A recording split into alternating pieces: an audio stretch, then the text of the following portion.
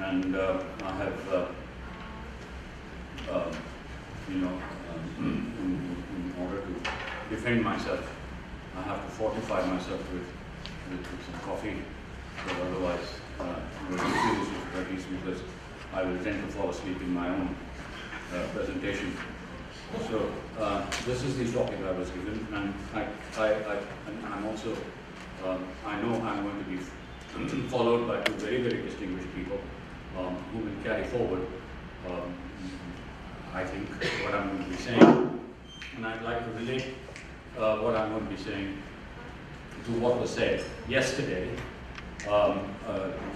Arvind mentioned, and rightly, that, he said in his welcome remarks that technology is the key to supremacy. And Kolkata went on to say that the S&T sectors have become users of national diplomacy, and so you have this connect between the state backing of the instrumentalities of economic power as projected through the vendors of, for example, nuclear power stations. And this is the point that we talked about yesterday, very briefly. And then I'm mentioning these because I thought I would preface my remarks with the connect with what was said earlier, namely yesterday. And so you have now, this morning you had a discourse which clearly established that the situation in the world is fluid, and the certainties of the geopolitical dynamic which prevailed until about now, or maybe a decade ago, or 2 decades ago, began changing after the end of the Cold War, and have changed ever since, and they keep changing. It's not as if that you are moving from one state to another state, which, even if it is unpredictable, at least it is a stable state for a particular period of time. That is not so. States, excuse me, the states of times, or the times of states, if you like, are in a constant state of flux, and you have to navigate your way through the states of flux that we happen to be in at the present moment of time. So my presentation will be, I hope, a connect between what Dr. Anil Kapoor said yesterday and the 2 presentations that are to follow. So that's what I was going to be talking about, and that's this. Okay. So in the New Millennium perspectives, the former Prime Minister Manmohan Singh stated, and this was in September 2000 when he was in the United States, at the repositioning of India in regional and world affairs. And that was the objective that he said that he was going to set for India. I mean, please note that this is September. It's not.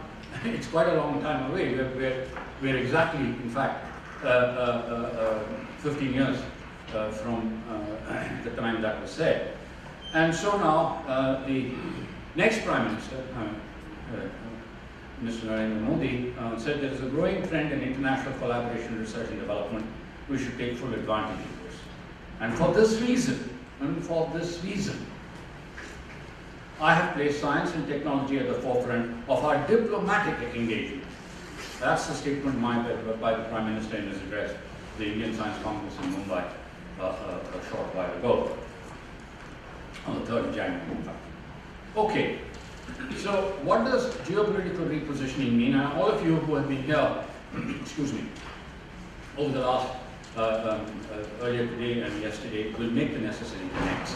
And if you have any if you have any questions about the connects themselves, I'll be happy to address them after I finish, or whenever I'm allowed to. And this repositioning is possible only if a significant part of India's scientific and technological and related military capabilities are grown and shaped to be globally deployable as instruments for her to be the following. One of the Energy 5 with co-responsibilities for climate stewardship. You heard a lot about that yesterday. And the fact that both the China-US deal and subsequently the one that we have been engaged in with the United States clearly recognize that we cannot carry on the path that we have been, or to be separated and say, no, we are apart. We replace development with coal and the dirty gases at the forefront. No, we do have co-responsibilities for climate stewardship. And one of the nuclear 8, I don't know whether it's going to become the 15, nobody knows, until abolition. And we'll be consistent about abolition. And you heard, and you will hear again, from Dr. Shrikant Sharma, and you heard a bit from Dr. Shrikant, and I don't want to sort of intrude into those spaces over which they have far greater expertise. And one of the space 6, and whether we are going to be stymied by a NPT type of regime in the ASAT, in the space world, is something that we need to think about very quickly and ask ourselves the question of whether we need to prove our ASAT capability or we only, as we did with the nuclear, keep saying that we do have it but we don't intend to test it. This is a question mark. I don't think that the window of opportunity for retaining that question mark will last very long, but we can discuss that as well. And one of the P79 of the UN Security Council is global responsibilities for international peace and security. This is becoming increasingly clear, and there is increasing recognition that without this, whatever be the geopolitical predilections of the current membership of the P5, they are not going to be in a position, even as P5, to maintain international peace and security, even in their own terms, unless we get India on board in some way. All right, so, so I now want to make what I call a morphological distinction between international collaborations in scientific and technological fields and S&T in foreign policy. Now, international collaborations in scientific and technological fields, I'll be elaborating a little bit in the next slides, but it's pretty obvious. That is a group here, for example, in biotechnology, whether or not sponsored by government, is in touch with a corresponding large group, for example, in some university abroad, let's say in Germany. However, there is a distinction between this and science and technology in foreign policy. That is when the findings of science or the potential use of technology may have ramifications for international relations beyond the S and T themselves. Then the pursuit of the S or the use or the denial of use of T influence and are influenced by foreign policy. Okay. How do you have, what kind of situation are we in when we use S&T in diplomatic engagement? In my judgment, there are sort of two broad categories. There are subcategories, and we can discuss that.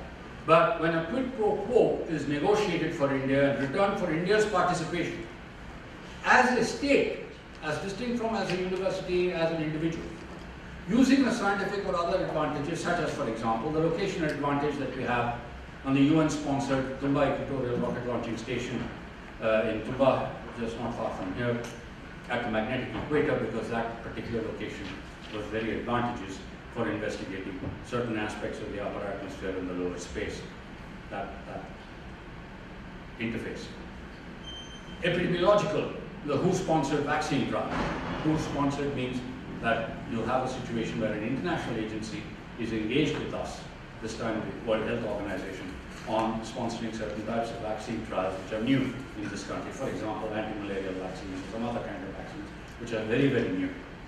Then you have, of course, technological, and this is where there is a connect between what Dr. Anil Kapoor said yesterday and this particular sentence, namely the contribution in kind of subsystems, for example, for the international ITER in France, which is the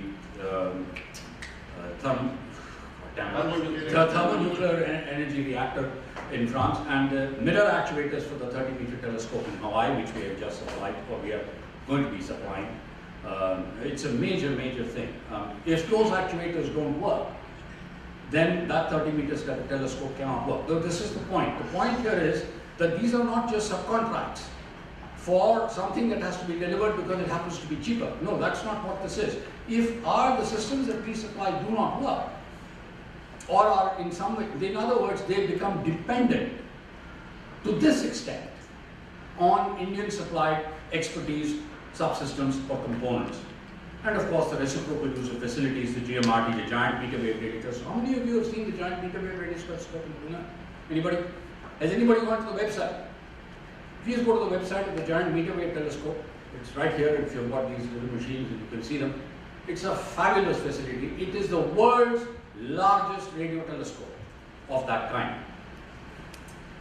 Why don't anybody know about it? Because we are the kind of people we are. We never say these kind of things. And of course, for example, in Arecibo. Now, Arecibo is also a very, very large radio telescope which have different characteristics. And people in GMRT in Pune go to Arecibo and vice versa. Of course, they do it electronically, but nevertheless, they use each other's facilities. And then, of course, the non-reciprocal offers of unique Indian facilities, such as, for example, the infrared telescope in Ladakh. And that is a part, this sort of the scientific equivalent, if you like, of the Gujarat doctrine. Namely, you sort of have a soft power and say you do not expect reciprocity, but you offer these kinds of facilities. And in the case of the Ladakh telescope, the Chinese went to the extent of saying, we don't want to come all the way to Delhi. Why don't you give us a visa to just walk across the Himalayas and come and use it there? You can imagine what kind of impact that created. Okay, now, this hyphen is impossible, is important. You heard about hyphenated relationship. The science in diplomacy, there is a slight difference between these two. Now, the SMT in diplomatic engagement is on the supply side. That is, you have something to offer, and you place it on the table within a diplomatic engagement. That's one kind. This is another kind. As human threats to the global commons become ever more severe, and global diplomatic negotiations over treaty-based national actions to mitigate them become increasingly underpinned by a common transnational appreciation of the underlying science. A common transnational appreciation of the underlying science. Example, global warming. But there are two hardly known Indian traces, and I emphasize this, traces to international science-informed diplomatic negotiations. One is the Kothari Krishnan Parsarthi report on the effects of nuclear explosions. It was published a very long time ago by the publications division. There was a team of these three people who were sent by Nehru to Japan to have a look at it. And the name of Parsarthi would never have been known. It so happens that his son was my classmate, and whenever I went to his house, I was told not to play with any of the mica pieces that were lying around because they were full of these tracks of or nuclear tracks which had been recorded on them. Now, that report, there's a traceable connection between that report and the Limited Test Ban Treaty, which Nehru, among others, espoused in saying, look, at least let us save future generations from the consequences of nuclear fallout, and even if we do not agree to a complete ban on nuclear tests, at least let us do it in such a way that it doesn't destroy the environment, doesn't destroy the atmosphere and the seas and so on. So, here is a situation where a specific scientific investigation led traceably, not necessarily caused, but led traceably to an international treaty, namely the agreement.